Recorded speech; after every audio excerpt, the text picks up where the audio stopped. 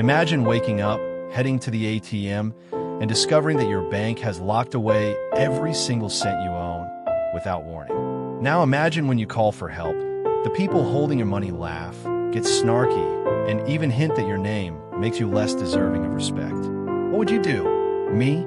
I decided to fight back. And let's just say my $3 plan left their entire social media in flames. If you've ever dreamed of serving justice to arrogant companies that thought they could walk all over you, smash that like button, subscribe, and get ready, because this is one of the most satisfying revenge stories you'll hear all week.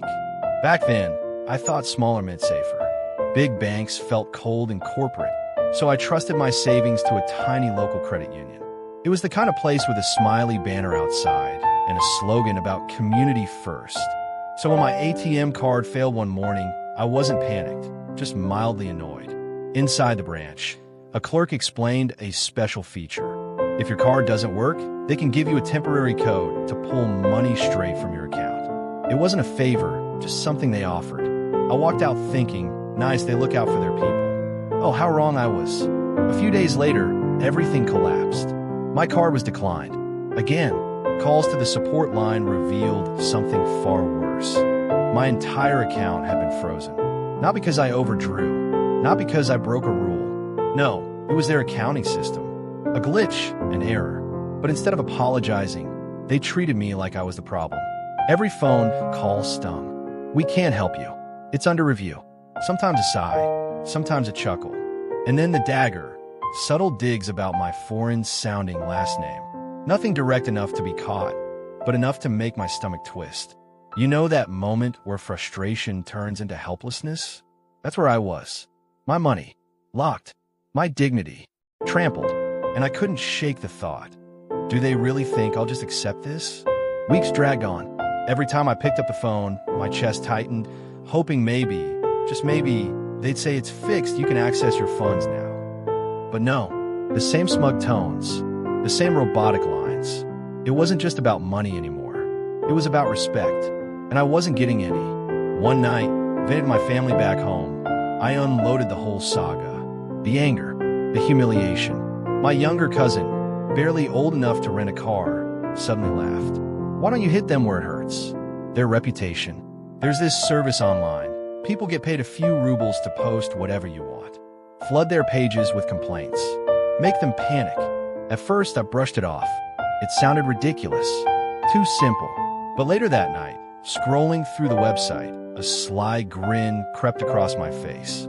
American-looking profiles, pre-written text options, AI prompts to diversify the wording. And the cost? Just $3. $3. For the price of a cheap cup of coffee, I could unleash an army. I typed carefully, crafting the messages. Short, angry, believable, worst bank ever. Lock my funds without cause. Discrimination is real here. Click, paid, sent. Within hours, their social media lit up. Dozens, then hundreds of comments. Different names, different profile pictures, but all echoing the same outrage. A flood they couldn't possibly trace back to me. I sat back, phone in hand, heart pounding, grinning ear to ear. Let's see how they like feeling powerless. The very same day, my phone rang. The caller ID, the credit union. But not just any employee, the call center manager. His voice was suddenly soft, polite, dripping with the kind of respect I've been begging for. We understand your frustration. Whether or not you remain a client, we'd like to resolve this immediately.